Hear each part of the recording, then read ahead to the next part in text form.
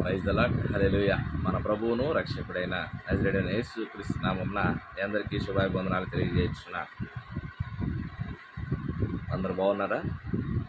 వాక్యంతో నేను అనేటువంటి కార్యక్రమానికి 6వ రోజున దేవుడు మనల్ని నడిపించి ఉన్నాడు. అందుని బట్టి దేవాతి దేవునికి లెక్కలేని స్థుతులు స్తోత్రములు తెలియజేసుకున్నా. మరి ఈ సమయంలో రోమీయులకు రాసిన పత్రిక 2వ అధ్యాయము 1వ వచనం నుంచి 5వ వచనం వరకు ఈరోజు మన ధ్యాన భాగంగా మనము ఎంచుకొని ఉన్నాం. ఒకసారి ఆ యొక్క లేఖనములు మనం చదువుకుందాం.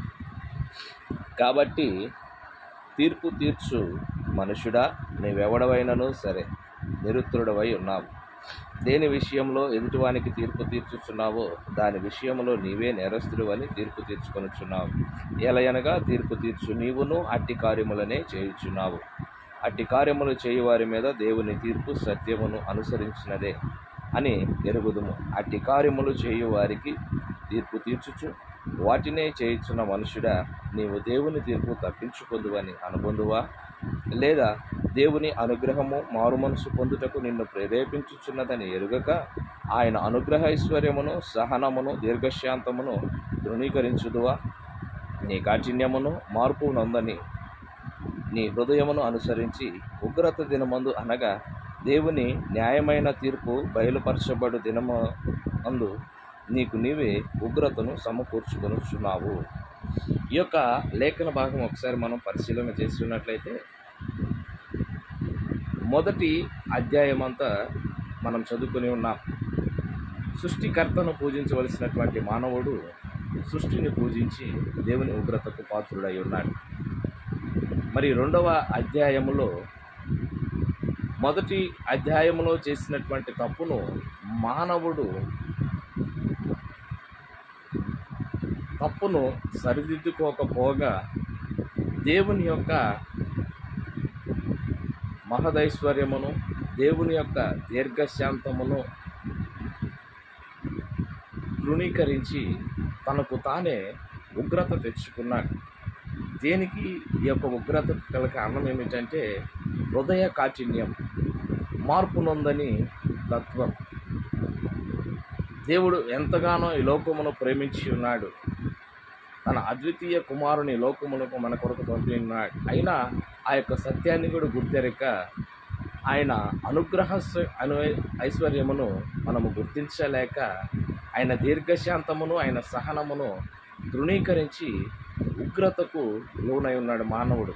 దీనికి కలిగినటువంటి కారణం ఏమిటంటే మార్పు పొందవలసినటువంటి మానవుడు తనను తాను మార్పు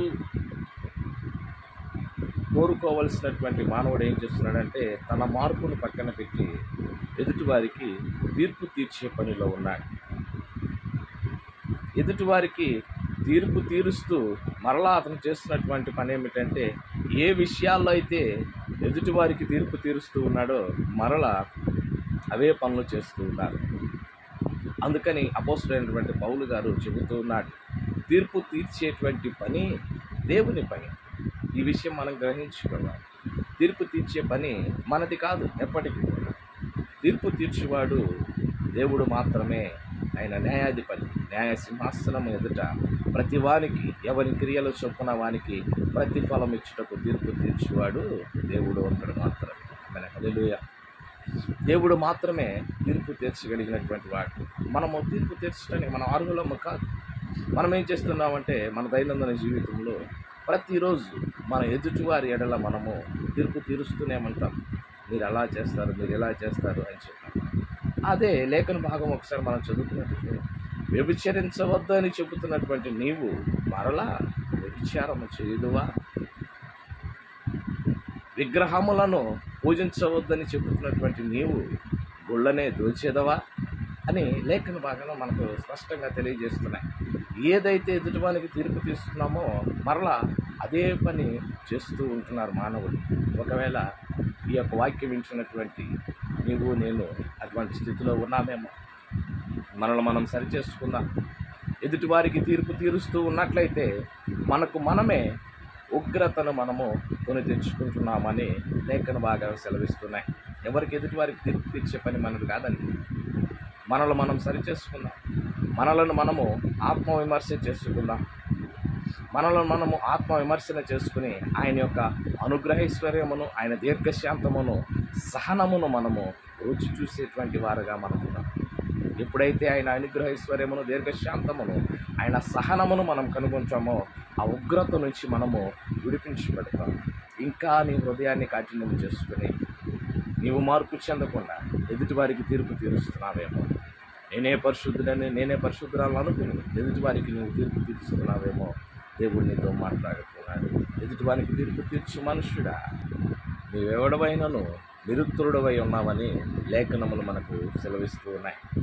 కాబట్టి ఈ సమయంలో వాక్యం ఇచ్చినటువంటి మనము ఎదుటివారికి తీర్పు తీర్చేటువంటి పనిలో ఉన్నామేమో, అటు రీతి నుంచి మనం విడిపించబడి, ఆ స్థితి నుంచి మనం విడిపించబడి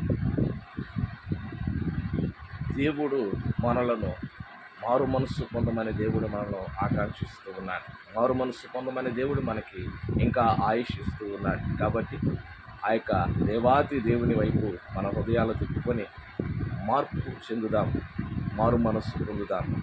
ఎదుటివారికి తీర్పు తీర్చే పని మనది కాదని తెలుసుకుందాం.